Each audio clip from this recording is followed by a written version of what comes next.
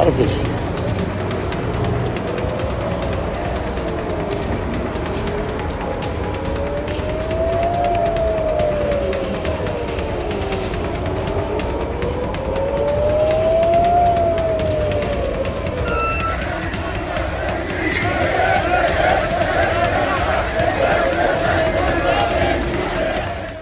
अब जो नया धमाका यमन की तरफ से हूती लड़ाकों की तरफ से किया गया है उसने बड़ा बेचैन कर दिया इजराइल को।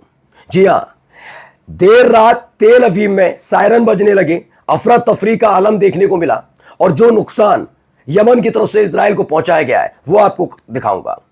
दूसरी हमारी जो खबर है हूती लड़ाकों की तरफ से कि कैसे उन्होंने इजराइल को इस तरीके से घुटने टेकने पर मजबूर कर दिया है, क्योंकि दुनिया भर से उनका संपर्क कट चुका है। उनका सबसे बड़ा एयरपोर्ट लंबे समय से बंद है और गजा हमास की वजह से नहीं, हिजबुल्लाह की वजह से नहीं, सिर्फ हूती लड़ाकों की वजह से, उनके हमलों के डर की वजह से, जिससे भारी नुकसान उठाना पड़ रहा है। तीसरी बड़ी खबर आपको दिखाऊंगा। एक एक करके तमाम देश अब बेंजामिन नेतन्याहू की गिरफ्तारी का दबाव बना रहे हैं। इनमें से कई देश तो अब ऐसे हैं जिनको वीटो पावर मिली हुई है, उसका इस्तेमाल करने से वो हिचकेंगे नहीं। जी हां, चीन ने ऐलान कर दिया कि वो आईसीसी पर दबाव डालेगा कि अपना जो वारंट उसने जारी किया बेंजामिन नेतन्याहू और योव गैलेंट के खिलाफ, उसे प्रारूप में लाए, धरातल पर उतारे, वरना आईसीसी की कोई जरूरत ही कहां रह गई। ये अपने आप में बड़ी खबर है। अब तक चाइना शांत बैठा था और इसी के साथ साथ आज आपको दिखाऊंगा कि कैसे खुलासा हुआ है कि वेस्ट बैंक में फिलिस्तीनियों को खदेड़ने के लिए कैसे इजरायली सेटलर्स के साथ सेना लगी हुई है। इस महीने के आखिर तक क्या वेस्ट बैंक पर इजराइल कब्जा कर लेगा? और जाते जाते खबर सीरिया से भी। नमस्कार, मैं हूं प्रज्वल गौतम और आप देख रहे हैं the live TV. The live TV, सच सबसे आगे। शुरुआत में करने जा रहा हूं, देखिए इस वीडियो के साथ। यह वीडियो निकल कर आई है सामने।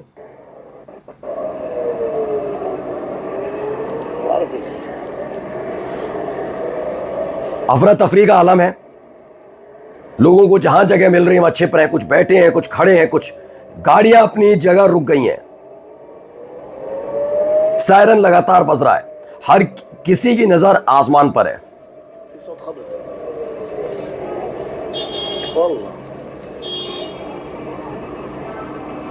लोगों में दहशत है। देखिए कुछ झाड़ियों में छिपे हुए हैं, कुछ सड़क पर बैठ गए हैं सिर झुकाकर। लोगों ने अपनी अपनी गाड़ियों को वहीं खड़ा कर दिया है। दरअसल ये खबर है कि तेल अवीव में जब वहां से रोजाना की तरह लोग निकल रहे थे, अचानक से सायरन बजने लगते हैं। और सायरन कब बजते हैं हर कोई जानता है। ऐसे में जैसे ही सायरन बजे वैसे ही अफरा तफरी का आलम था, क्योंकि ये सायरन बजे थे यमन की तरफ से दागी गई एक मिसाइल की वजह से।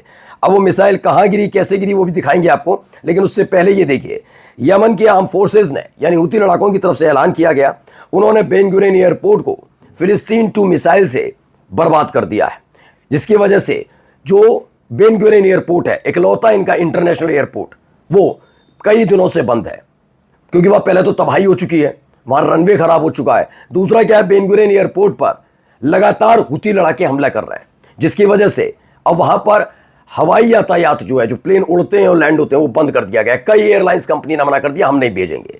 यानी इजराइल का हवाई क्षेत्र के हिसाब से भी दुनिया संपर्क कट गया है। समुद्री क्षेत्र तो मालूम ही है, लाल सागर, वहां जहाज डूब रहे हैं। आइए एक और खबर देखिए।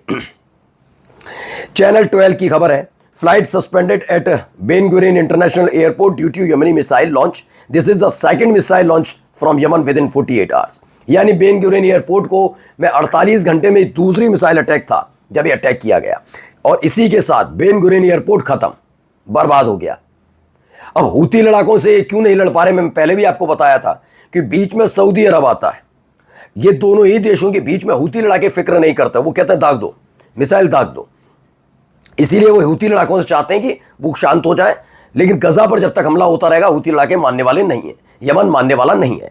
अब आइए एक बयान यमन की तरफ से, Tel Aviv is no longer safe. उन्होंने कहा तेल अवीव ज्यादा दिनों तक सुरक्षित नहीं है। यह संदेश है इजराइल की जनता को कि भागना है तो भाग जाओ, कि तेल अवीव पर लंबे समय तक बमबारी होती रहेगी। यह स्पष्ट कर दिया गया है। चलिए अगली खबर देखिए। यहां भी एक मुसीबत खड़ी हो गई है।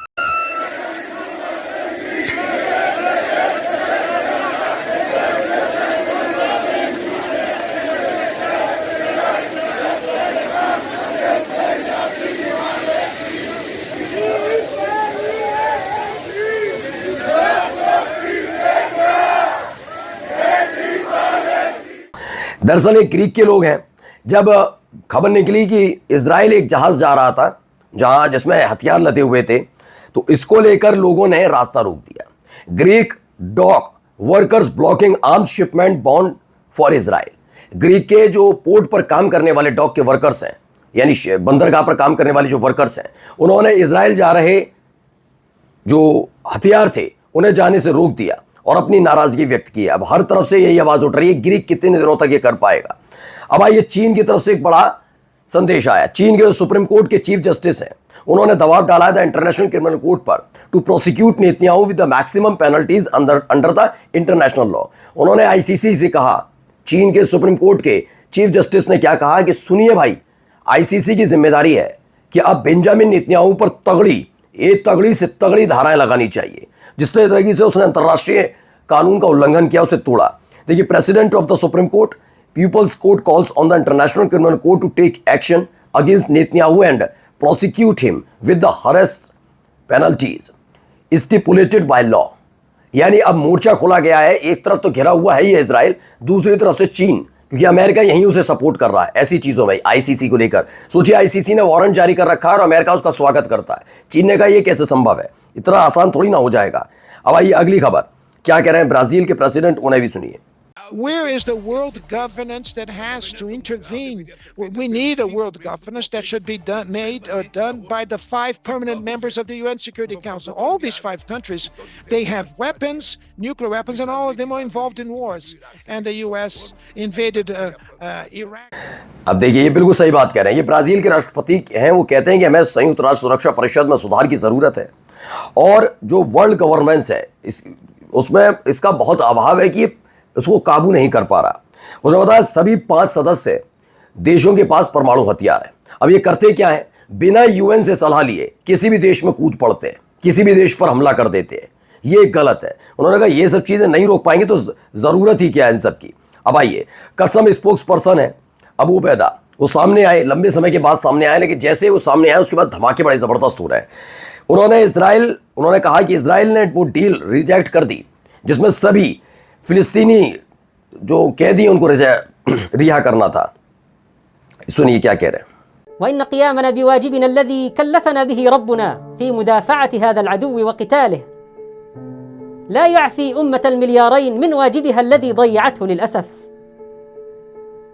فإن عدونا تمده أقوى। तो उन्होंने बताया कैसे with deep bitterness and pain and in front of all sons of our Islamic and Arab nation O leader of this Ummah owe its elites, major parties and scholars. You are our advisories before God. उन्होंने कहा कि साथ आना चाहिए, बिल्कुल सही बात है, सब मुस्लिम राष्ट्रों के साथ। अब पहली बार ही मैंने देखा है हमास खुलकर अब कह रहा है और बता रहा है, पोल खोल रहा है उन देशों की जो है तो मुस्लिम परस्त देश, जो बात तो मुसलमानों की करेंगे, उन्हें मुस्लिम संगठनों के देश है उसका नेतृत्व करता बनना है, लेकिन क्या उस लायक हैं? अब हमास पोल खुल रहा है, कैसे सारे के सारे शांत बैठे रहे और इजराइल अपनी हरकतों को अंजाम देता रहा। आइए अगली खबर, first settlers attack the Palestinians home then the IDF join in. मैं बता रहा हूं वेस्ट बैंक के अंदर क्या हो रहा है। एक मंत्री थे इजराइल के, उन्होंने कहा था इस जुलाई में कि आखिर तक जो वेस्ट बैंक है उस पर कब्जा कर लेना चाहिए इजराइल को, और वही काम हो रहा है। जो इजरायली सेटलर्स हैं उनकी गाड़ियों में आग लगा रहे हैं, फिलिस्तीनियों की घर फूंक दे रहे हैं, खदेड़ दे रहे हैं, मारपीट कर रहे हैं, और अगर वो विरोध करते हैं तो इजराइल की सेना आ जाती है। देखो लिखा भी है, हमला ये करते हैं और जब उनको खदेड़ा जाता है इजरायली सेटलर्स को कि हमला मत करो, तो ये आके गोलियां चला देते हैं। तो वेस्ट बैंक में इस तरीके से कब्जा किया जा रहा है। ये देखिए, joint attack by soldiers and settlers are taking an increasingly deadly toll on West Bank Palestinians. इस तरीके से लगातार हमले दर हमले वहां पर हो रहे हैं। अगली खबर देखिए, ऑस्कर विनर है जेवर बाइडन, वो कहते बार्डेम है, वो कहते हैं Israel skill the US fund it, Europe supports it. उन्होंने कहा कि इजराइल मार रहा है, अमेरिका फंड दे रहा है और यूरोप जो है उसे सपोर्ट कर रहा है, ये सारे शामिल हैं।